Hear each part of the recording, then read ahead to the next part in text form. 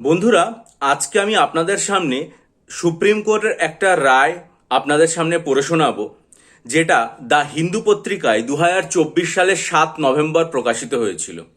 দেখে নিন আপনারা একবার শুরুতে। দ্য হিন্দু পত্রিকায় 2024 সালের 7 নভেম্বর প্রকাশিত হয়েছিল।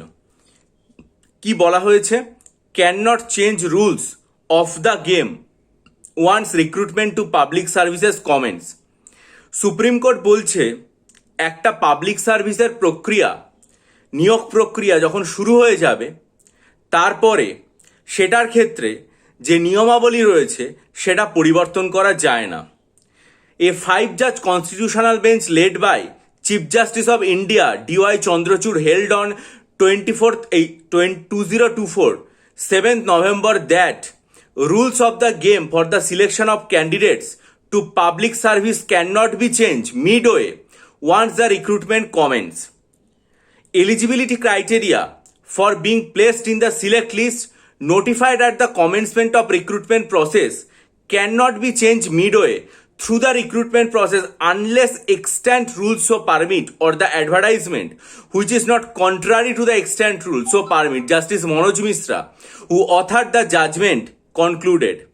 The constitutional bench in the unanimous 44-page judgment says that laws, rules and the procedure governing recruitment to public service, both of the union and the state, must be governed by the overarching principles of the fundamental rights of equality and non-discrimination.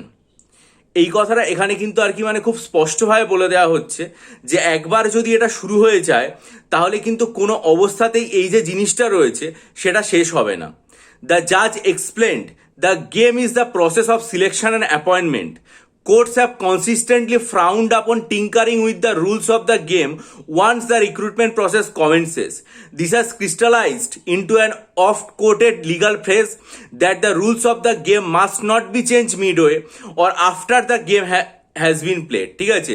The rules roughly fell into two categories: one which prescribes the eligibility criteria or the essential qualification of the candidate seeking employment, and the other which stipulates the method and manner of making the selection from amongst the eligible candidate. ঠিক আছে? The court explained that a recruitment process began with the issuance of the advertisement calling for application ended with the filling up vacancy. The recruitment must follow the extant rules and adopt a procedure which was transparent, non-discriminatory and non-arbitrary and had a rational nexus to the object sought to be achieved. The rules concerned were binding on the recruiting body both in terms of procedure and eligibility. তার মানে এখান থেকে যেটা বোঝা গেল যে একটা পরীক্ষা নেওয়ার প্রক্রিয়া বা রিক্রুটমেন্ট প্রসেস শুরু হচ্ছে, তার অর্থ হচ্ছে যেদিন থেকে বিজ্ঞপ্তি প্রকাশিত হলো শেষ হচ্ছে কবে?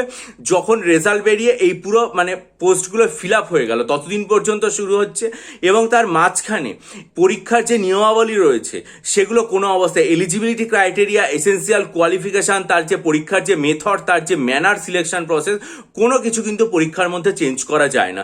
এটা একদম পরিষ্কারভাবে সুপ্রিম কোর্টের গাইডলাইন এবং 7th নভেম্বর 2024 এই যে খবরটা, এটা দা হিন্দুতে প্রকাশিত হয়েছিল। আরও একবার আপনাদেরকে দেখিয়ে দিচ্ছি, ঠিক আছে? অনেক পরীক্ষার্থী বারবার এই বিষয়টা সম্পর্কে জিজ্ঞাসা করে থাকেন যে অনগোয়িং রিক্রুটমেন্ট যেগুলো রয়েছে, যেমন মিসলেনিয়াস পরীক্ষা, ক্লার্কশিপ পরীক্ষা, সেগুলোর ক্ষেত্রে কি হবে, সেগুলোর ক্ষেত্রে কি প্রভাব পড়বে, বা WBSSC গ্রুপ CD পরীক্ষা সেটার ক্ষেত্রে কি প্রভাব পড়বে। আমার মনে হয় যে সুপ্রিম কোর্টের এই যে আর কি নিয়মটা রয়েছে, এই যে আর কি একটা গাইডলাইন রয়েছে, এটা খুব গুরুত্বপূর্ণ হবে। তাই আপনাদের সামনে এই ভিডিওটা করে এই রুলসটা পুনরায় একবার দেখালাম। এর আগেও আমি 2024 সালে নিশ্চয়ই এই ভিডিওটা আপলোড করেছিলাম আমার চ্যানেলে এবং তখন এটা সম্পর্কে বিস্তারিত আলোচনা করেছিলাম। এবার আপনারা দেখবেন, আপনাদের গুরুত্বপূর্ণ মতামত যেটা সেটা অবশ্যই ভিডিওর কমেন্ট সেকশনে জানাবেন, ভিডিওটা লাইক করবেন, আপনার বন্ধুদের মাঝে ছড়িয়ে দেবেন এবং ভিডিওটা হাইপ করে চারিদিকে ছড়িয়ে দেবেন, কারণ বর্তমানে এই পরিস্থিতিতে পরীক্ষার্থীরা এই বিষয়টা নিয়ে খুব চিন্তিত। আমার মনে হয় সুপ্রিম কোর্টের এই যে গাইডলাইনটা সেটা তাদের সামনে এলে সেটা খুব গুরুত্বপূর্ণ হবে। আর যদি মনে করেন যে আসন্ন যে মিসলেনিয়াস পরীক্ষা রয়েছে সেটার জন্য আর্ট এবং কালচারের ডিটেল স্টাডি মেটেরিয়াল আমার কাছ থেকে নিতে চান, 3000 plus static GK MCQ study material আমার কাছ থেকে নিতে চান, বা 24টা মিসলেনিয়াসের মক টেস্ট, WBCS পরীক্ষার 24টা মক টেস্ট নিতে চান, ডেসক্রিপটিভ বাংলা, ইংরেজি এবং সাইকোলজি অপশনাল স্টাডি মেটেরিয়াল নিয়ে আসন্ন WBCS পরীক্ষার জন্য প্রস্তুতি নিতে চান, তারা আমার চ্যানেলে ডেসক্রিপশন বক্সে ইমেল আইডির মাধ্যমে যোগাযোগ করবেন। বহু পরীক্ষার্থী উপকৃত হয়েছেন, আশা করি আপনারাও উপকৃত হবেন। ভালো থাকুন, বিজয়ী হন, সফল হন।